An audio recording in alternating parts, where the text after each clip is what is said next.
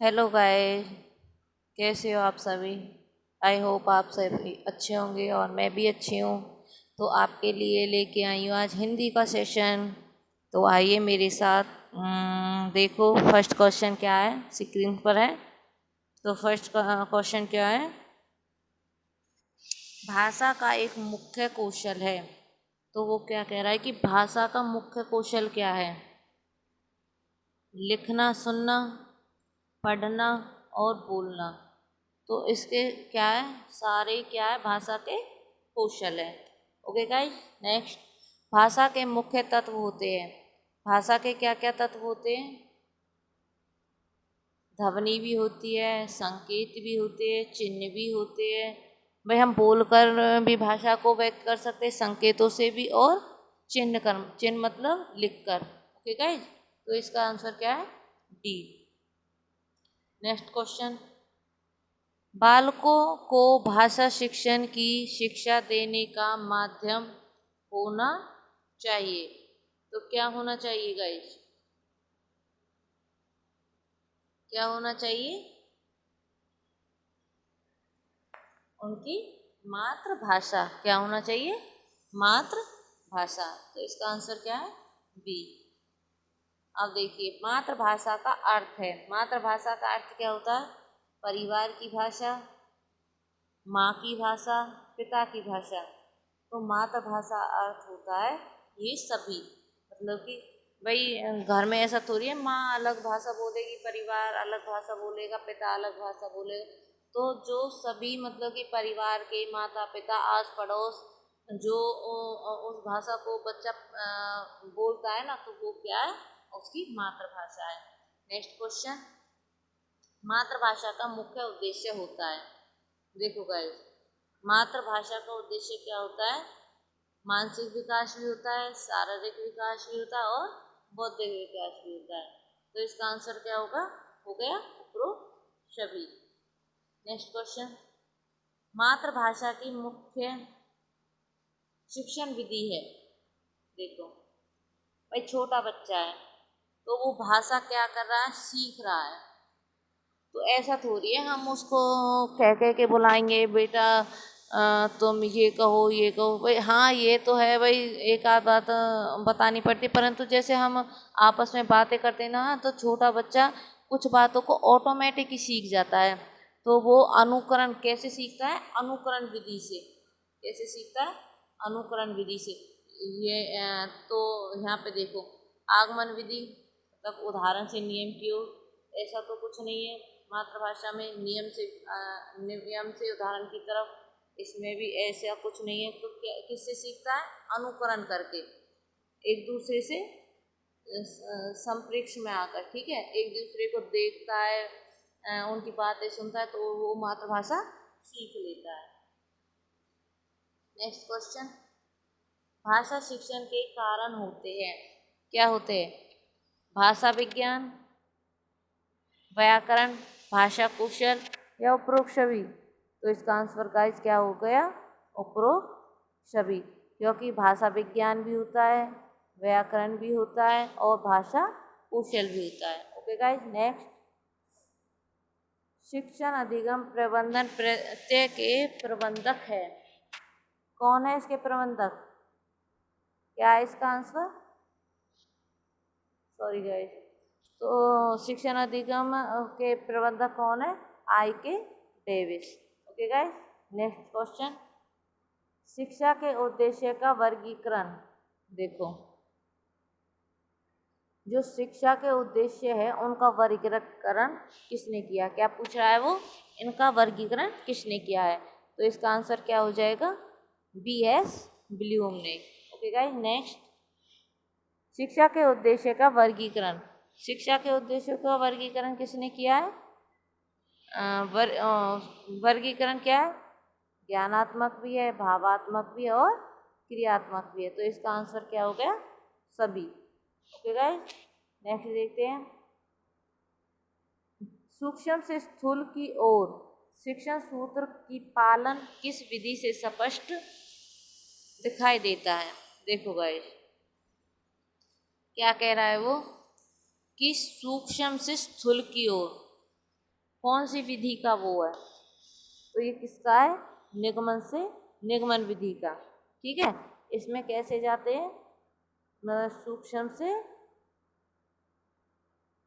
स्थूल की ओर। ठीक है, और आगमन विधि में स्थूल से सूक्ष्म की ओर। ओके गाइस, नेक्स्ट,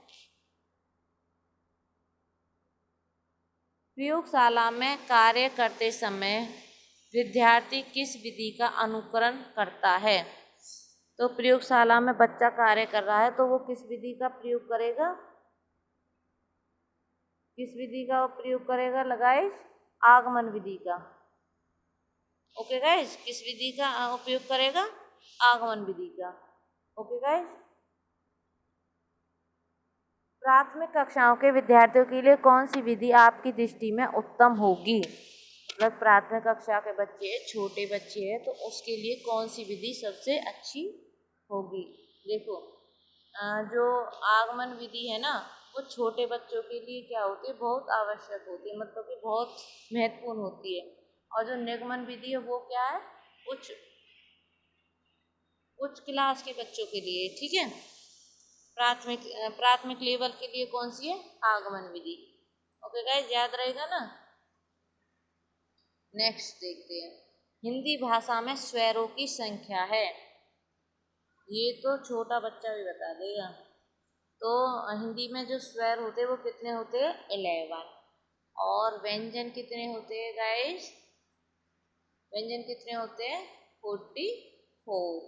ठीक है गाइस, और आपसे पूछे कि संयुक्त व्यंजन कितने होते हैं, क्या, संयुक्त व्यंजन, तो गाइस वो कितने होते हैं, 4। कौन कौन से गाइस, कौन कौन से होते हैं, श्रेय, त्रय, के और श्रेय, ये क्या है आपके संयुक्त व्यंजन। नेक्स्ट क्वेश्चन, हिंदी भाषा में मूल व्यंजनों की संख्या है। तो मूल व्यंजन कितने होते हैं आपके, 33। कितने होते हैं, 33। सॉरी गाइस, मुझसे उसमें मिस्टेक हो गई थी। यहाँ पे जो व्यंजन होते हैं ना, स्वर तो 11 होते हैं, और जो व्यंजन होते हैं वो कितने होते हैं, 33 होते हैं। ठीक है, और स्वर कितने होते हैं, 11।